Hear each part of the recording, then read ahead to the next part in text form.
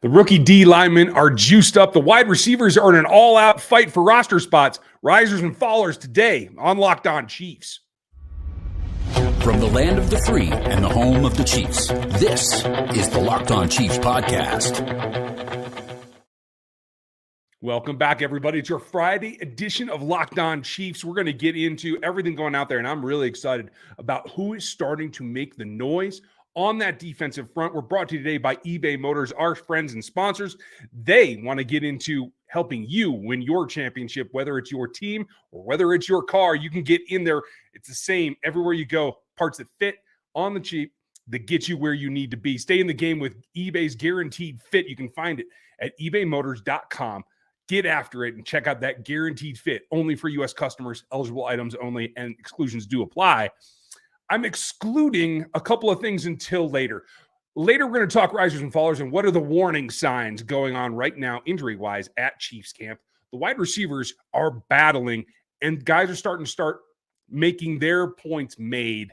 A couple of guys you've heard me talk about before. We're going to get into up and down for them as well. But first, today, we're going to start with the rookie pass rushers on the defensive front. I'm Ryan Tracy, the founder of Rogue Analytics and Performance Consulting, NFL33.com and RGRfootball.com, where you can find all my analysis on the league, on the Chiefs, the whole 9 yards.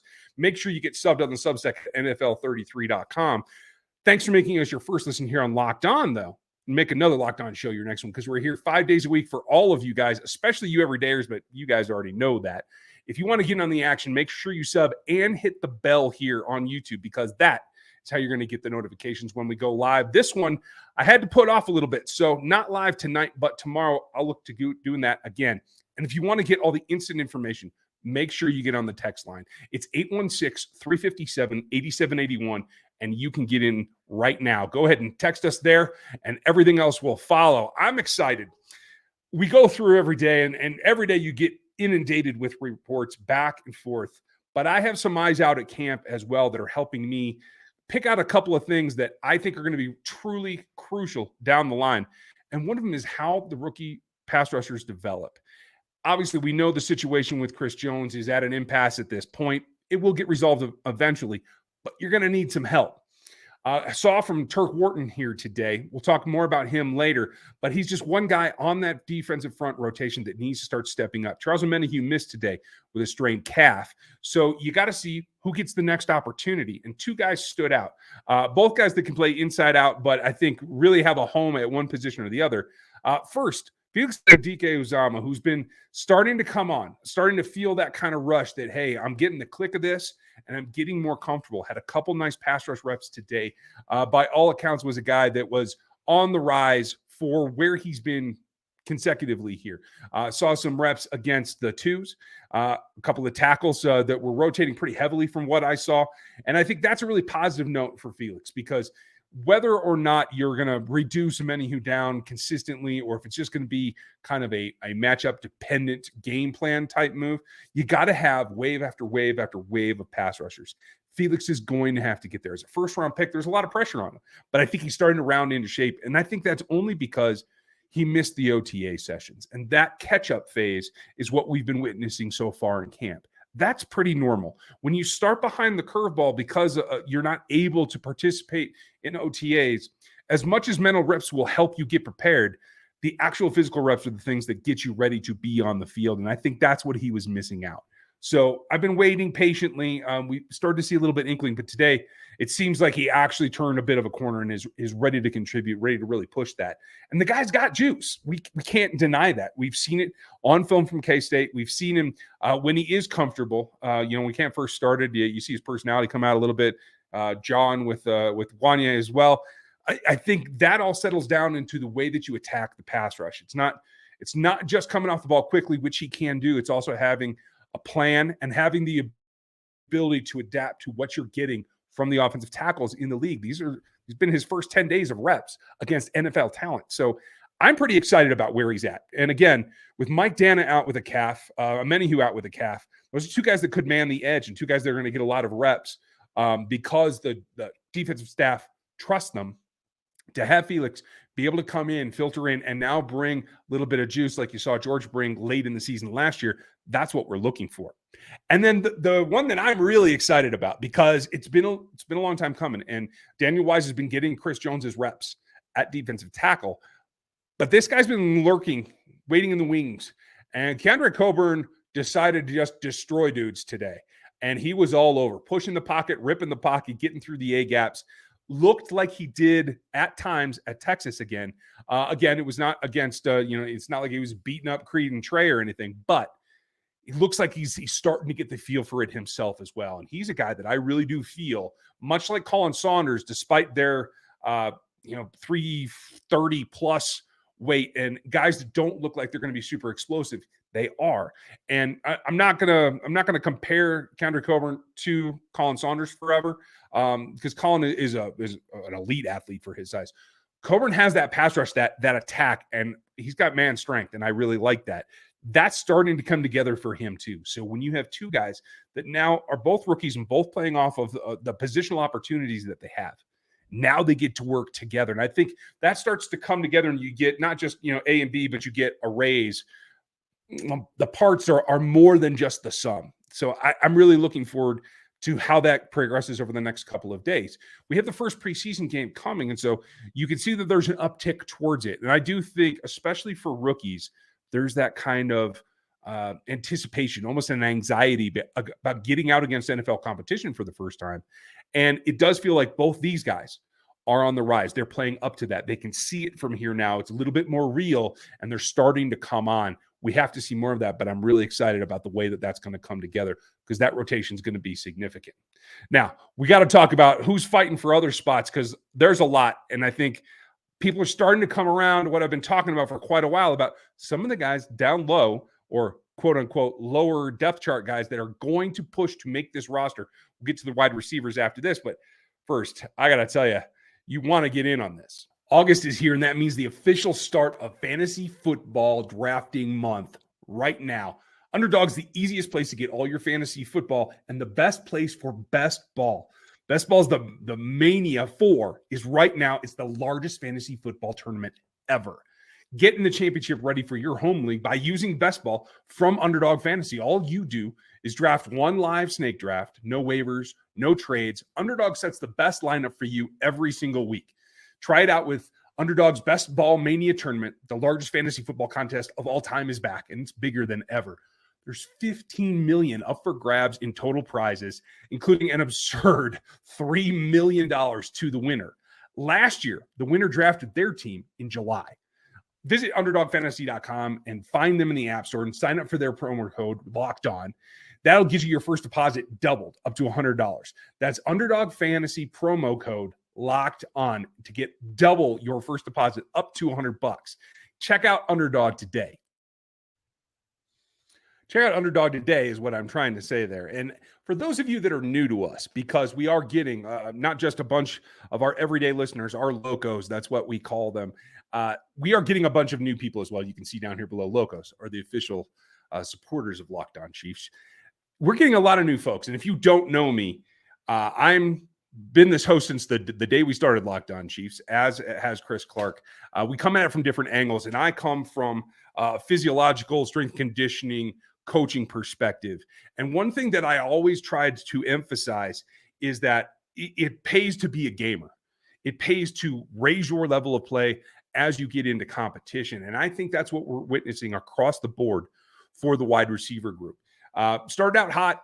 Obviously, KT was there for just half second. And so that meant Sky Moore was going to step up. And we've seen him do that. And he's been very consistent from what I understand, from everything that I've seen as well. And then you have other guys that have to play into that role. MVS has been making some plays in camp. Justin Watson had some drops early. Looks like that's completely corrected. He's been making some plays. It's the young guys and the new guys that have been really stepping up. Rashee Rice looks to be the real deal. And I think that he's more than solidified a spot. He already had one anyway because of the draft capital that went into him, but he's living up to it. And I really like the way that he carries himself. Once he has the ball in his hands, I think he's going to survive contact in the NFL better than a number of guys that are on this roster right now. I think he and Sky Moore are going to be guys that can grind out those tough yards on passes that aren't necessarily the easy ones to catch. So keep an eye out for that. I think it's going to be really exciting.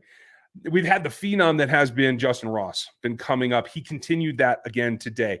And it's not just that he's showing his athletic ability like we haven't seen really since Clemson. And you guys know that I've been cautious about saying that he can make this roster. Even Mitch Holthus today on the official show was trying to throw his hands up and say, everybody, take it easy, especially from the fantasy value, because I know everybody's looking for a fantasy receiver on this roster. Those are hard to come by any given year. So even when Mitch is slowing down the hype train, I think you got to take that into account. But there's no denying that he continues, Justyn Ross, to make progress and be available on plays when something does go wrong. That's the next step. I think we forget sometimes that Demarcus Robinson was really, really good at understanding what Patrick needed when the play broke down and making himself available on the route, on the comeback, on whatever it was. And it feels like Justyn Ross is starting to get an inkling of that. I hope that that's the way that works out, because he's pushing for a roster spot, and I think he's going to get there at this point. A lot of other media are starting to come around on that.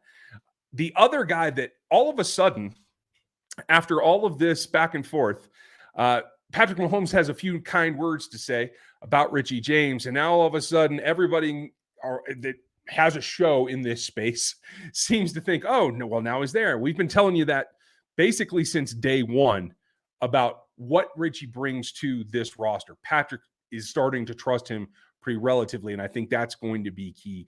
So Richie James is here. Now you got to talk about the dark horse who's really making a name for himself. I told you he could be a punt returner the day that he signed to Kansas City. We've been talking him up here on RGR Football because I really do believe Nikko Remiggio can bring something to this roster, and it's starting to click for him. He's making plays on the offensive side, not just in special teams. I think we're really, really pushing, and you guys have heard me say it before, 7 wide receivers is not out of the realm of possibility. In fact, next week, starting on the Monday show, Chris should be back. We're going to do a little breakdown about what some of the scenarios are. I'll build you guys some graphics that we can watch. So if you're not subbed here on YouTube, make sure you go become a subscriber on the YouTube channel so you can see the visuals. If you're listening on audio, please stay on the Spotify and the Apple too, but jump onto the YouTube platform as well, because there will be days like Monday where you want to see what we're talking about as well. And we can go through some of the scenarios about how this could come together for the 53. Nikko's the guy that's going to be one of the wedge guys. He's going to throw a wrench in the plan because of the way that he's been able to perform. And I think that's intriguing, and I think it's something that can really pay off down the line. Is he a thicker version of Wilson from back in the day? Possibly. Is he a guy that at the very least can play teams for you, whether it's a return or another role? Yes, I think he definitely is. And with the departure of a couple of key special teams guys, I think that's going to play in more and more. So do we get to 7 wide receivers on the 53? I think it's completely viable. We'll talk more about that on Monday. But if not, I think you have to give serious consideration to Nikko Remiggio now and what he's able to do in all phases of the game. There will be someone that makes this team solely to play the special teams. We can talk more of those options on Monday as well. Maybe we'll add that in as another look from Tobe's perspective. But I want to get into the risers and the fallers outside of these two positions and what the warning signs are right now, because I think we're all really happy with a couple of aspects of this team, but there are some warning signs that we should be paying attention to. And if we're not, we're going to get surprised. So on the backside of this, we'll talk risers, fallers, and warning signs. Thanks for hanging in here. Make sure that you are liked and subbed and you hit that bell. We're going to have more for you tomorrow. I'm going to do some bonus episodes over the weekend, hopefully, depending on availability. So keep an ear out here or an eye out on the YouTube channel, whichever you're doing. Warning signs, risers, fallers. We talked about two particular positions that they're coming on. On the special teams and the depth here, you see Mike Edwards and Shamari Connor playing together quite a bit. You're getting those reps to be kind of the third and fourth. And Mike's been very fortunate in getting some great tips. A couple of takeaways in the last couple of days. Shamari's been in on a lot. I think for the corner group as well, you're seeing Nick Jones continue to make PBUs, to be a gnat and a presence in the pass game that he has to be. It makes me even more sad for Najee Johnson and his injury, because I think this battle was going to heat up quite dramatically. When we get to the first preseason game, we'll see how that translates onto the field against an opponent rather than teammates. But keep an eye on Nick Jones and what he's pushing for. You also are seeing more competitive periods out of the line units. We talked about the defensive line earlier. Well, we're also seeing that not only are we getting good, solid play from Juwan Taylor and Donovan Smith? That seems to be the consensus from everyone there, both the beat reporters that I've spoken to, as well as my spies in the crowd. But the bigger thing is the depth with Wanye Morris and Prince Tegoanago and Lucas Niang all taking reps, starting to rotate. Lucas playing over on the left-hand side some today. You saw Wanye playing over on the right-hand side again. He's been getting reps with the ones at the left tackle side. So I think the search for who is going to be the swing tackle is definitely on. And what we thought maybe was going to be a possibly weaker position group now looks like they're going to have the depths to be able to sustain injury if it happens to the older Donovan Smith, be able to switch it all up and flip sides if that happens, or you have to go in at right rather than just replacing him at left. Options are always good on the offensive line. That will also be some of the scenarios that we talk about on Monday in terms of the makeup of the 53 and how we're going to get there. So keep an eye out for that. If you're going to camp this weekend, if you can get there early, my suggestion is you go down and you see the O-line, D-line one-on-ones. I think that's an early period, at least it has for a day or two. I'm not sure how that'll go down tomorrow. But get a good look at them, because it's been very light in terms of the media's publicity on it. But this is going to be key. We always talk about protecting Patrick Mahomes and what you have to have. Well, that's one of them.